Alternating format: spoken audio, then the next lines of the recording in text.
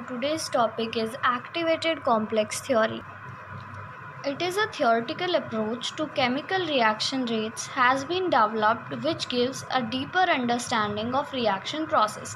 It is also called as absolute reaction rate theory and transition state theory. It is developed by Eyring, Polanyi and Ivan in 1935.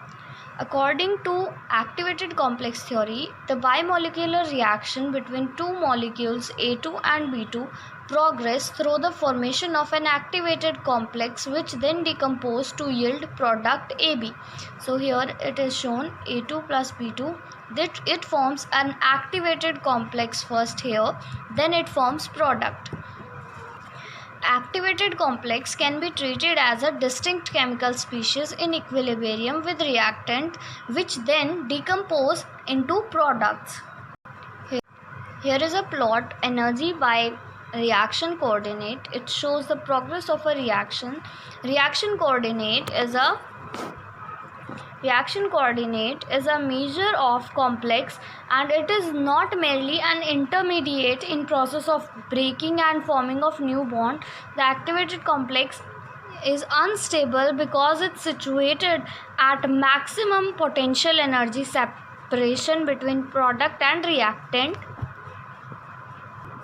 For the formulation of activated complex theory, considered a bimolecular reaction A plus B. Here is the equilibrium constant with reactant and between reactant and activated complex. Here is the activated complex and then product.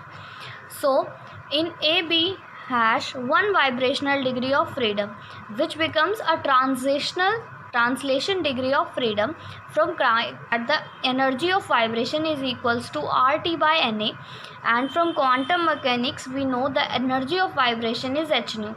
So when we correlate them we get h nu is equals to RT by Na and or nu is equals to RT by Na and h goes here and is equals to nu is equals to kBT by h. The R by Na is equals to kB which is Boltzmann constant. Vibrational frequency nu is the rate at which the activated complex molecules move across the energy barrier. Rate constant K2 can be identified with nu. So rate of the given reaction is minus dA by dt is equals to K2. AB hash is equals to K. Here we put kBT by H in place of K2 which we derived earlier into AB hash.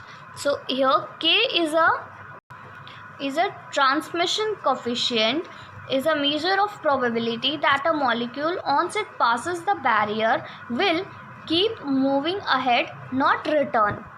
So we can get the concentration of this activated complex by the rate K hash is equals to AB hash by AB. When we put equals to AB hash we get this, and minus dA by dt is equals to kBT by H. K hash AB, we put value of AB here and then rate constant K2 is expressed as K2 is equals to kBT by H. K hash we put K2 in place of all this. K hash equilibrium constant, it can be expressed in terms of delta G naught hash which is standard Gibbs energy. So for activated complex we can write delta G naught hash is equals to minus RT ln K hash and delta G hash is equals to delta H naught hash minus T delta S naught hash. K hash is equals to e to the power minus delta G naught hash by RT.